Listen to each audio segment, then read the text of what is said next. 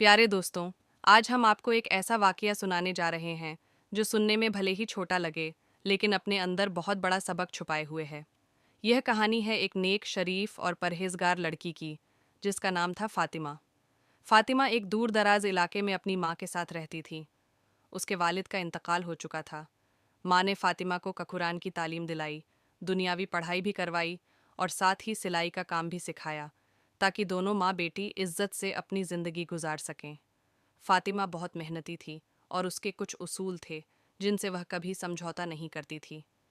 एक दिन कुछ औरतें उसके पास आईं और ऐसे कपड़े सिलवाने की फरमाइश करने लगीं जो फातिमा के उसूलों के खिलाफ थे।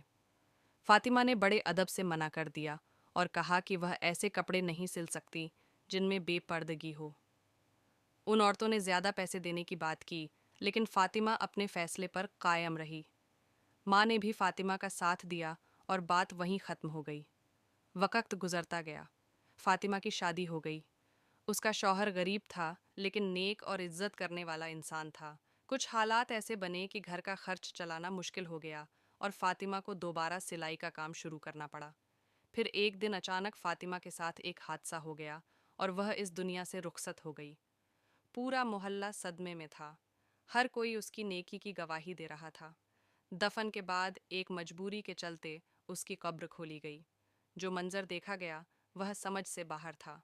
फातिमा जैसी नेक लड़की के साथ ऐसा क्यों हो रहा था? ये सवाल सबके दिल में था। मामला इमाम साहब तक पहुंचा। उन्होंने बड़े सुकून से सवाल किए और आखिर एक छोटी सी बात सामने आई। फातिमा सिलाई करते वक्त धागा अक्सर कैंची से काटने के बजाय मुंह से तोड़ लिया करती थी और बचे हुए रेशे को नज़रअंदाज कर देती थी। इमाम साहब ने समझाया कि दूसरों की अमानत में बहुत छोटी चीज़ भी शामिल होती है और अल्लाह के यहाँ छोटी और बड़ी चीज़ का हिसाब बराबर होता है।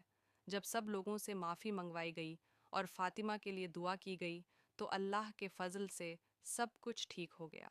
दोस्तों, ये कहानी हमें सिखाती है कि नेकी के साथ साथ अमानत और आदतों का ख्याल रखना भी ज़रूरी है।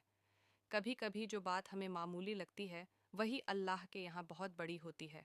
अल्लाह हमें सही समझ, साफ नीयत और हलाल रोज़ी अता फरमाए। आमीन।